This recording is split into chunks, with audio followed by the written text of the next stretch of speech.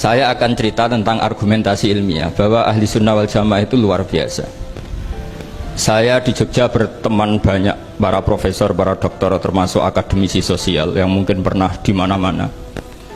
Pernah tanya saya begini, Pak Bahak, kenapa Anda baca kitabnya referensinya luas kok tetap NU katanya. Terus saya bilang, problemnya apa sebagai NU? Biasanya terus mereka mengutip sekian makalah. Kebetulan makalah itu provokatif dan siapapun yang baca makalah itu pasti menjadi NU, tak jamin ya. Kalau di Jogja misalnya di satu penerbitan, saya termasuk di dalamnya, itu pernah diperbandingkan kitabnya Said Muhammad Mafahim Yajibu An-Sohah dengan kitabnya Bin Bas, judulnya Hadihi Mafahimuna. Biasanya kitab-kitab terjemahan Wahabi itu memang cukup provokatif dan dengan narasi yang memang siapapun yang nggak pernah mondok pasti tertarik. Misalnya begini, cerita bid'ah misalnya, Iyakum wa muhdatsatil umur fa inna kulla bid'atin dhalalah wa kulla dhalalatin finnar, misalnya gitu. Wa kulla muhdatsatin bid'ah wa kulla bid'atin dhalalah wa kulla dhalalatin finnar. Ada yang baca wa kullu bid'atin dhalalah wa kullu dhalalatin finnar. Terus beliau meneruskannya begini, kata Bin Bas, hadza huwa Rasulullah hakama bi annal bid'ah kullaha dhalalah. Terus diteruskan wajar asy-Syafi'i faqasama ila hasanatin wa dhalalatin wa sayi'atin. Jadi dengan narasi seperti itu orang itu tahu bahwa Syafi'i itu kurang ajar tenan gitu, kira-kira gitu. Jadi dia ini Rasulullah yang mengatakan semua bid'ah ini dhalalah, tapi Syafi'i lancang dengan membagi ada dhalalah, ada sayi'ah, ada hasanah, ada sayi'ah. Ini aneh katanya. Wong Rasulullah yang nabi saja bilang satu semuanya dhalalah, kok dia bilang dua kan? Diredaksikan Jaro'ah, kira-kira makna sedannya yang lama atau berani. Sehingga orang mesti tanya, kenapa sih tidak ikut Rasulullah saja? Tapi ini satu ilmu, setidaknya ilmu perdebatan, bukan ilmu hakiki, karena kita tidak tahu yang diridhani Allah yang mana.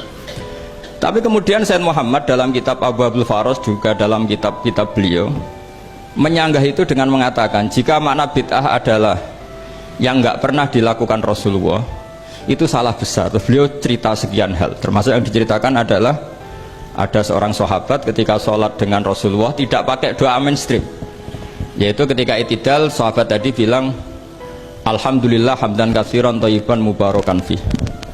Setelah itu setelah Nabi habis sholat tanya ayyukumul qail, siapa tadi yang melafadzkan itu? Semua sahabat diam karena takut disalahkan.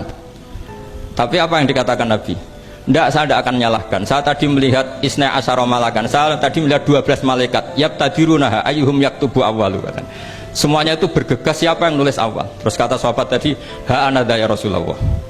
Padahal ini satu kalimat yang bahkan Rasulullah tidak mengajarkan. Dan Rasulullah bahkan iskal, kenapa ada kalimat itu? Tapi toh dibenarkan oleh Allah dan Rasul. Cerita Said Muhammad kedua adalah ada sahabat setiap ngimami itu main kulhu. Wah, ngimami apa saja main kulhu. Singkat cerita makmumnya itu gerutu, ini orang kok main kulhu terus ini. Setelah dilaporkan ke Rasulullah, ditanya sama Rasulullah, kenapa kamu main kulhu? Ini dilaporkan ke saya. Kata si musolli tadi, imam tadi, li annaha sifatur rahman, karena dalam surat itu semua sifatnya Allah, maka fa'ana uhibbuha, saya senang itu. Apa kata Rasulullah? Saya disuruh bilang Allah ke kamu bahwa Allah mencintai kamu karena kamu mencintai kulhu. Terus keterusan sampai sekarang itu orang-orang NU baca kulhu terus itu. Karena sekali baca idza samsu kuwirat mesti keponting gitu.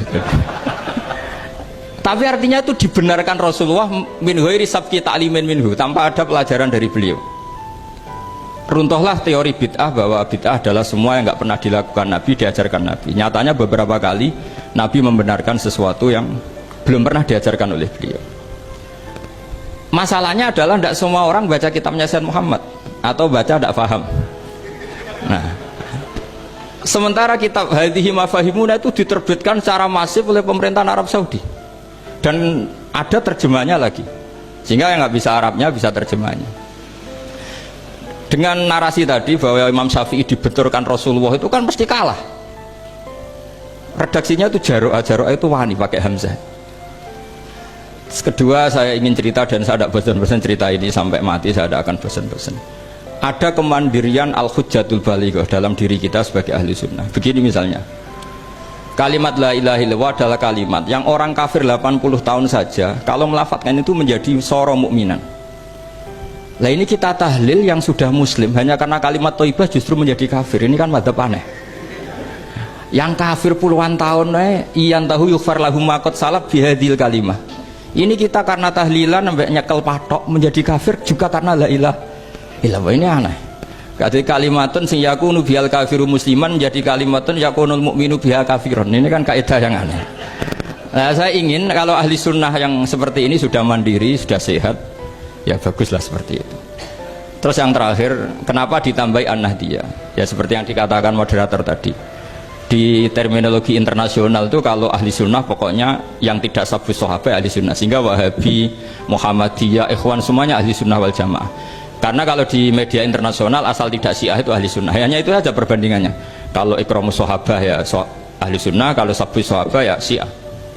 Problemnya adalah kita tidak ikut kelompok besar ahli sunnah yang mainstream di internasional karena mereka anti wasilah, anti tahlil, sehingga terus Indonesia bilang ditambahi ahli sunnah wal jamaah an-nahdiyah.